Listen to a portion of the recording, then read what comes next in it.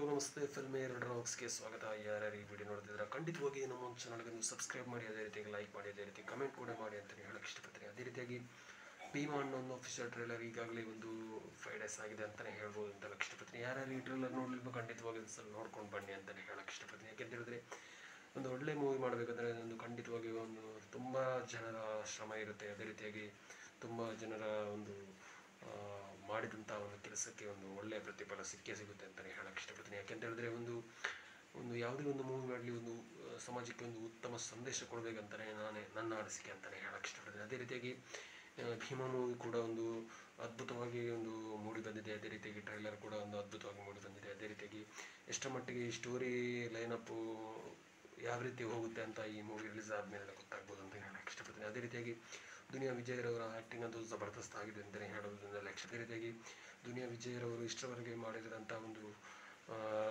Different ಲುಕ್ನ ಮೂಲಕ ಈ ಮೂವಿನಲ್ಲಿ ಕಾಣಸಿಗ್ಬೋದು ಅಂತ ಹೇಳಕ್ಕೆ ಇಷ್ಟಪಡ್ತೀನಿ. ಅದೇ ರೀತಿಯಾಗಿ ಅದ್ಭುತವಾಗಿ ಶೂಟ್ ಮಾಡಲಾಗಿದೆ. ಅದೇ ರೀತಿಯಾಗಿ ಪ್ರತಿಯೊಂದು ಫೈಟಿಂಗ್ ಸೀನ್ ಅಂತೂ ಜಬರ್ದಸ್ತ್ ಆಗಿದೆ. ಪ್ರತಿಯೊಂದು ಸೀನ್ ಕೂಡ ಒಂದು ಅದ್ಭುತವಾಗಿ ಶೂಟ್ ಮಾಡಲಾಗಿದೆ ಅಂತಲೇ ಹೇಳಕ್ಕೆ ಇಷ್ಟಪಡ್ತೀನಿ.